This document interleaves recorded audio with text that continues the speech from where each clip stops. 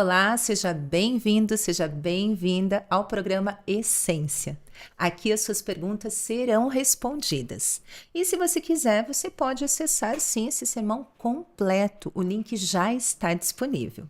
E hoje nós temos aqui dois convidados maravilhosos. Nós temos aqui o pregador, pastor Calixto. Ele é primeiro ancião aqui da Igreja Adventista do Sétimo Dia do Juvevê. E eu tenho aqui também a Maiara. A Maiara, ela é diretora associada dos jovens. Olha só que maravilha. Sejam bem-vindos. Feliz sábado, muito obrigada. Muito obrigado. Feliz sábado a todos os amigos que estão nos acompanhando. Pastor, já está pronto para as perguntas? Vamos lá. Vamos lá.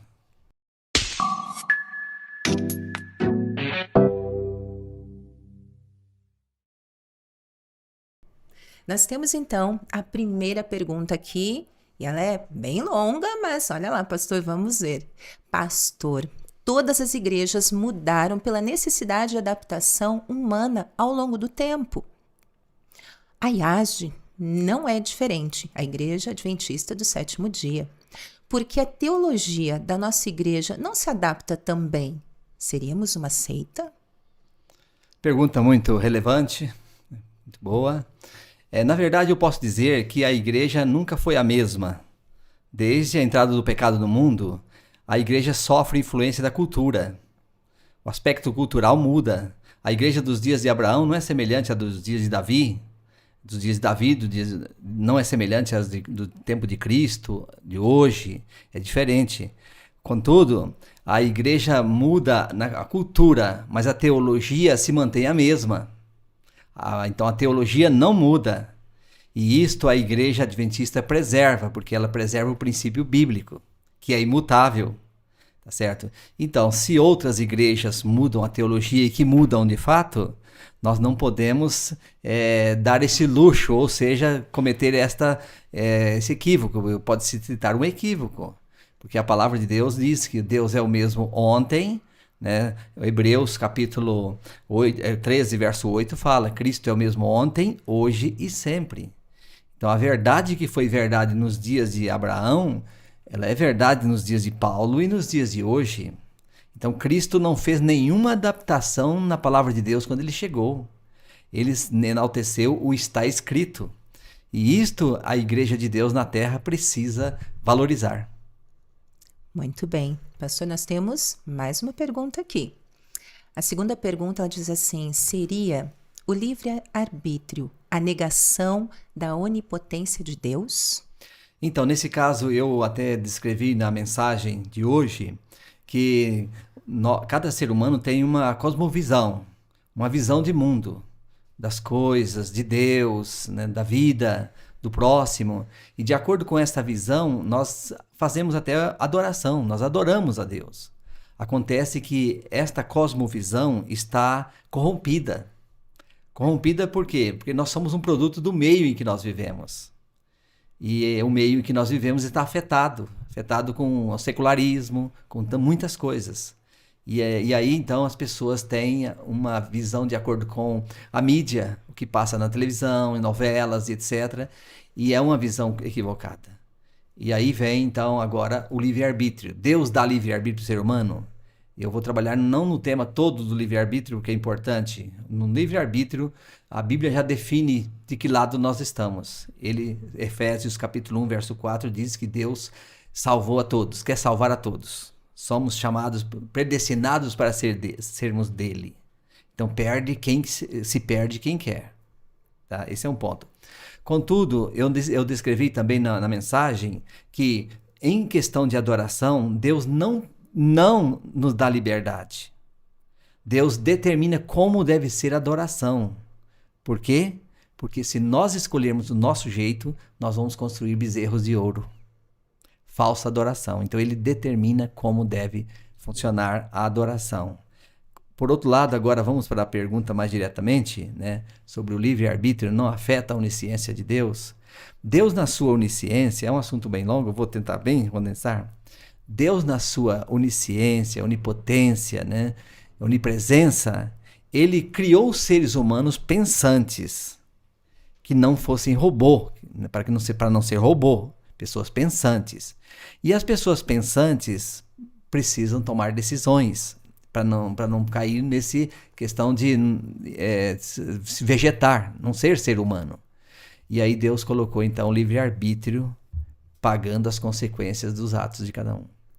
Então, na onisciência dele, ele dá a liberdade de escolha para o ser humano.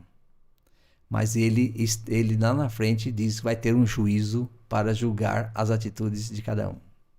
Entendeu? Então, não afeta de modo algum a pessoa que fez essa pergunta. Nós podemos ver vários caminhos que a Bíblia indica, várias referências bíblicas que mostram que o livre-arbítrio que Deus deu é para que o ser humano decida de que lado ele quer ficar, vida eterna ou perdição eterna. Porque se fosse ao contrário, Deus determinando tudo, então aí cairia num problema.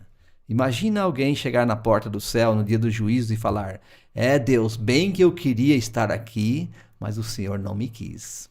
Lamentável, Deus. Não.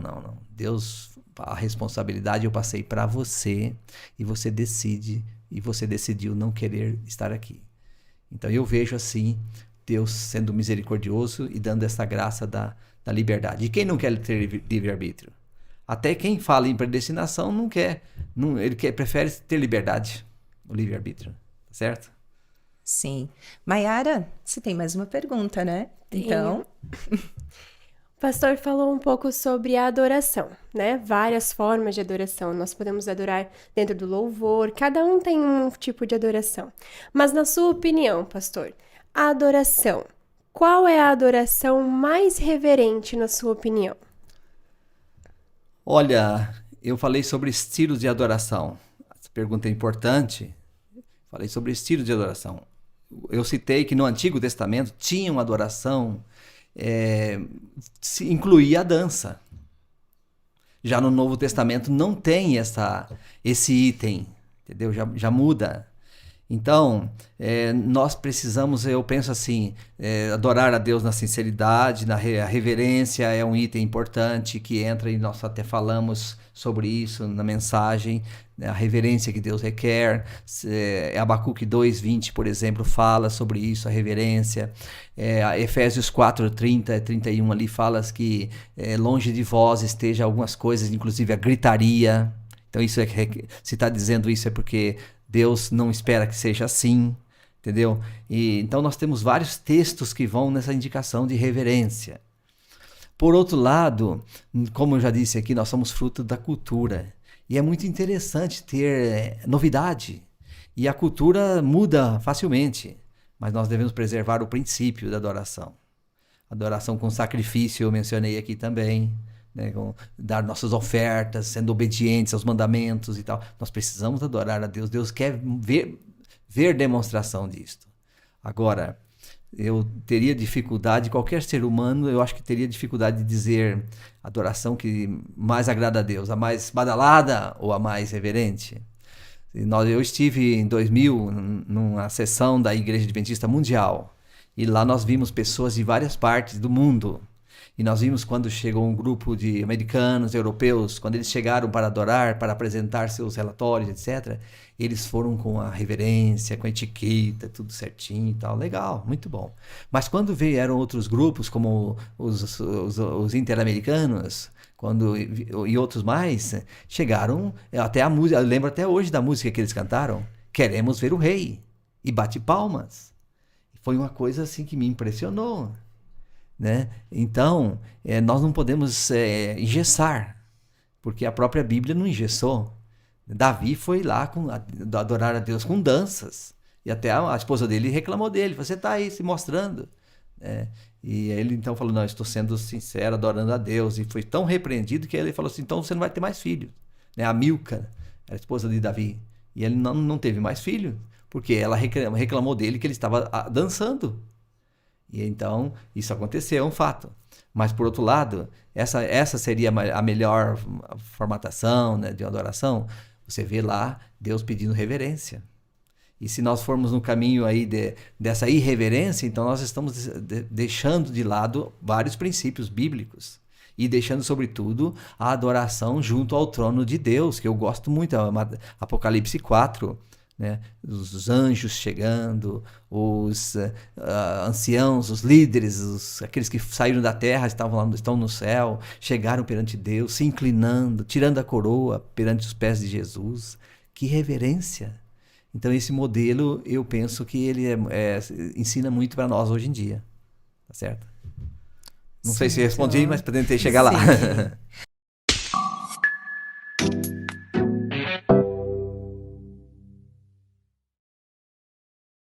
Pastor, então nos conte, qual é a essência do sermão? Adoração em espírito e em verdade ao nosso Deus.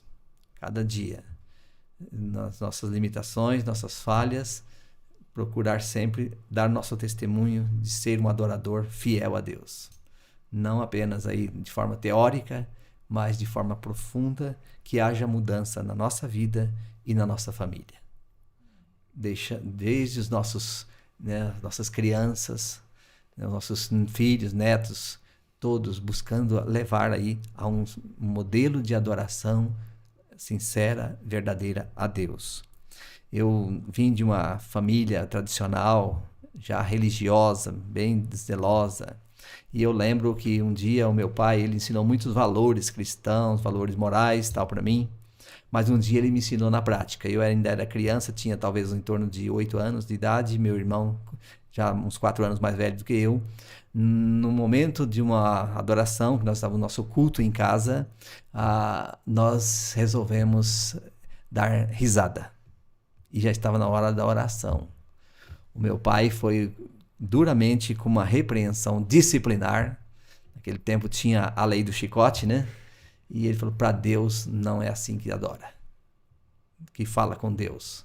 Nunca mais faça isso. E aí deu a surra, nós recebemos aquela boa surra, e eu aprendi a lição no golpe, né?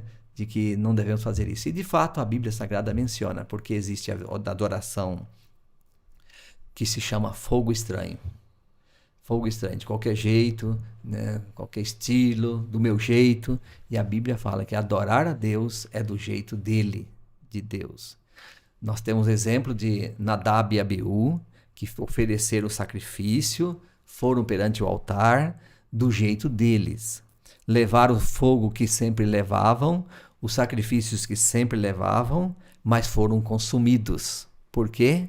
Porque o coração não estava do jeito de Deus. Então isso aí traz para nós lições hoje. Para Deus não é de qualquer jeito que se adora, né? Então o adorador, a igreja tradicionalmente tem o seu modelo de cultos mais tradicionais. Vou citar exemplo, se você analisar as igrejas congregacionais, as protestantes que se chama, né? Poderíamos citar aí batistas, presbiterianos e tal, vem metodistas, vem com a linha mais tradicional de adoração. Tem a pregação, dando valor mais à palavra e reverência, mas nós temos aí a partir do final do século passado, já entrou um movimento diferente, o pós-modernismo, pentecostalismo pós-moderno, e trazendo o quê? Trazendo mais ritmos e gritarias, né, dons de línguas e etc. E são requisitos aí que eles dão valor, e inclusive a igreja se tornou um fenômeno para o mundo, né, nessa linha. Mas aí, se a gente analisar a deficiência, é o estudo da palavra. Não tem mais tanto estudo da palavra. Já é mais coreografia, já é, né, gritar e etc. Então, a igreja adventista vai pelo caminho mais tradicional. E isso é bíblico? É bíblico. E isso tem sido importante para nós, como cristãos, pelo que a Bíblia menciona? Com certeza, né? Mais reverência. Então, em essência, temos um Deus para ser adorado no templo do nosso coração. E fazer na sinceridade, na reverência, no respeito, nós poderemos ter o galardão com certeza, né? Porque Deus está chamando adoradores para estar com Ele por toda a eternidade. Muito bem. Pastor, agradeço a sua participação. Maiara, também agradeço a sua participação. Pastor, faz a oração então, por favor? Posso fazer, sim. Nosso Deus maravilhoso, nosso Pai querido, renovamos a nossa alegria, porque estivemos na Tua presença, adorando o Teu nome, e a nossa alegria estar aqui agora. Que o Senhor possa ajudar a cada ser humano, cada pessoa, nós que aqui estamos, os nossos ouvintes que vão nos ouvir, para que tenham o desejo de adorar a Deus em espírito e em verdade. Sabemos que existem duas forças. O Satanás está clamando adoração, como tentou enganar a Jesus. Mas Jesus disse que adora-se ao Pai, culto somente a Ele, a Deus. Que sejamos adoradores assim. Graças te damos por todos os favores, a todas as bênçãos e por querer estar conosco por toda a eternidade. Em nome de Jesus. Amém. Amém. Amém.